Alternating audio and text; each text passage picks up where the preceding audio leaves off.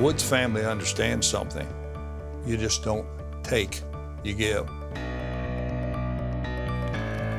And if you want these freedoms to continue, you have to get involved. You have to be a leader.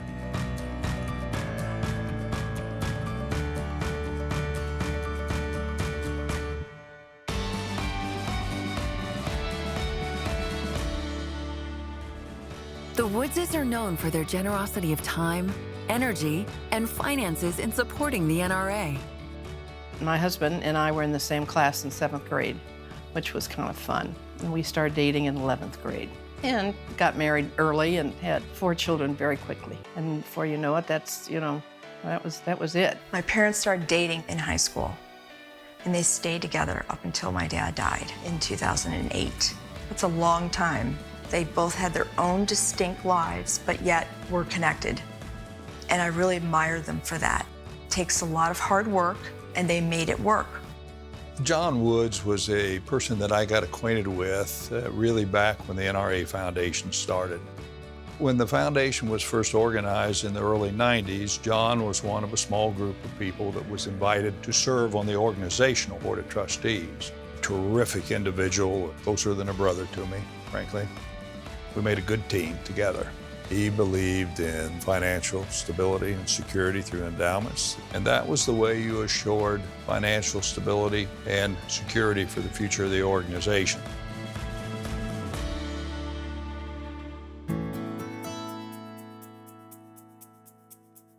Daughter Julie Hill grew up with a strong respect for firearms, but it wasn't until later in life that she began to understand what it truly means to stand up for your constitutional freedoms.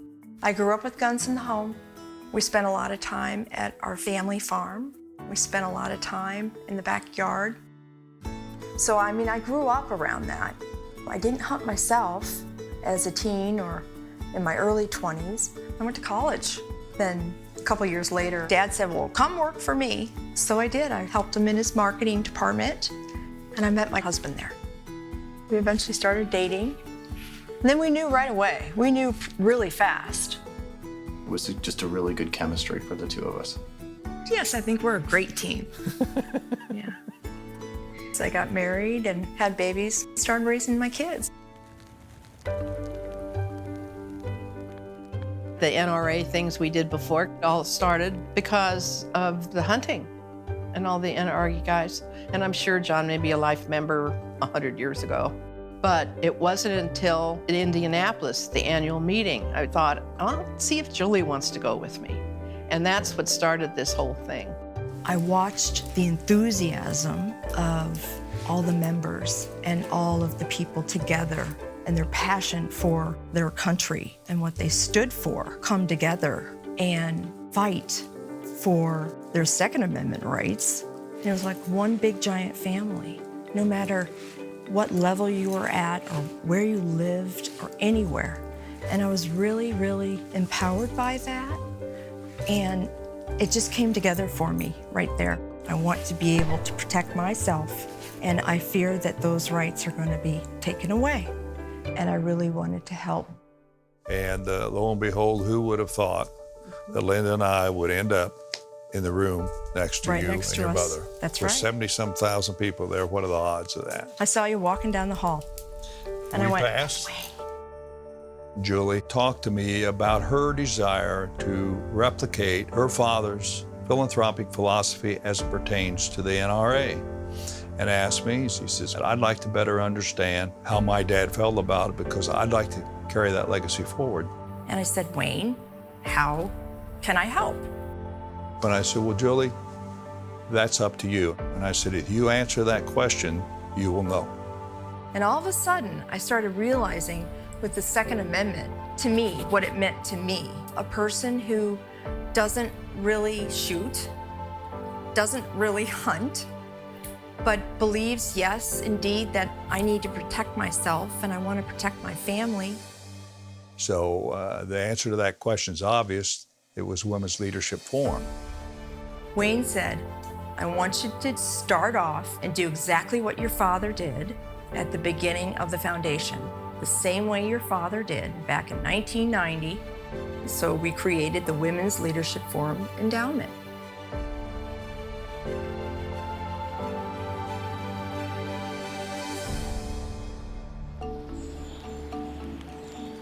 Julie's got a real keen sense of what should be said and what we should fight for and defend. It's because she believes it. It's coming from her gut. It's just instinctive. It's time. It's time for the women to stand up. All women, ones that work, ones that are moms, moms that have nothing to do with guns at all, ones that believe in their Second Amendment rights. It's very interesting since I've talked about it with some of my friends, they all say the exact same thing. They say to me, I didn't really know that about the NRA, that I didn't know women were involved. I think a lot of them think it's an old boys club. They're beginning to really see the tremendous potential that women hold for the future in NRA, in its growth and in its strength. I think a lot of people think only of good old country boys with the NRA, but there are just so many people that believe in all those amendments. There's millions of women that share my values and beliefs out there. And I think right now, the NRA will keep us strong, and we have to support it. In October 2014, Julie and Wayne traveled to Middleburg, Virginia, to the Women's Leadership Forum Summit to announce the launch of the NRA Women's Leadership Forum Endowment.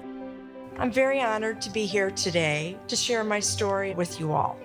I've reached a point in my life where I worry about the future and protecting my children and eventually my grandchildren's rights. You know, I'm just a suburban baseball mom and ballet mom who believes now more so than ever that right to defend ourselves is being trampled. My hope is that together we will continue to protect, engage, and learn about our precious Second Amendment. I think we need to do something, and this is how I choose to make it happen. This is my fight here. You know, it just seems like it's something that makes her so happy to go and do. Speaking to a large crowd of people and sharing her stories, and seems to inspire other people to do great things. That just makes me happy. See her carrying on what my grandfather did. It's certainly a legacy to him to have Julie start a foundation like John did. I think it's great. I'm very proud. Might have been the right combination of fervor for what her dad believed in, what her mother believed in, what she herself believed in. That kind of legacy is really important for all of us to understand how to give. I've come to realize that the NRA is an amazing organization of God-fearing, family-oriented, hard-working, and down-to-earth normal people. Judy Woods and I will be reopening our family farm on the legendary property my dad loves so much. It's quite beautiful, and there's nothing like it in the world. And I'm very excited to share that with you all. For many years, the Woods Valley Farm has been a gathering place for men and women of the NRA. This special corner of the world has given birth to countless friendships, laughter, and hope for the future. You know, we had a lot of fun coming in here to the farm and hunting. What John and Judy did was they would host every year down here at this beautiful Woods Valley Farm a white-tailed deer opener at the start of the season, and they did that for 16 years. And so we had a rule at the farm that you had to shoot the antlers outside the ears. If you shot smaller than that, you had to give $1,000 to the NRA. That was John's rule. I just have amazing memories of the farm whenever I think about it, from when I was younger and until now. When it's in the springtime, it's really pretty. Everything's blooming, all the trees are green. There's many things like hunting, fishing, collecting stuff, watching wildlife, taking a nature walk. I just like the wildlife and I like to hear the noises. Find a place where you can just hear the world, you know, hear nature. It's important. A staple to John's legacy circles the grounds of the farm, a fully functioning train that he and his mother wanted to create together. John and his mom both loved trains. My mother and I had a discussion, and we decided to build a miniature railroad. The concept was to build the railroad as sort of a family undertaking. It was felt that this would be a unifying family event. And so they just built a train on this 1,100-piece parcel. It's amazing. People would come down and we'd ride the train. It's quite a testament to what he did, part of his legacy there. For me, it's the turkey hunting, and it's just a cool place to hang out. And we watched this train be built. I mean, you look at this entire place, and it's all legacy. The legacy of everything that John did, from conservation and herd management, all those things. So the NRA is no different than anything else that he had a long-term plan for. I mean, you could just tell the guy was always thinking forward.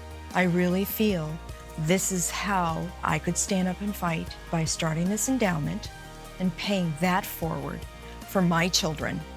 I would be nothing without my family. I definitely believe in the Second Amendment, and I would like to discover what that means to me in the future, and then definitely I would love to be a part of that. And we're going to carry on the family tradition big time.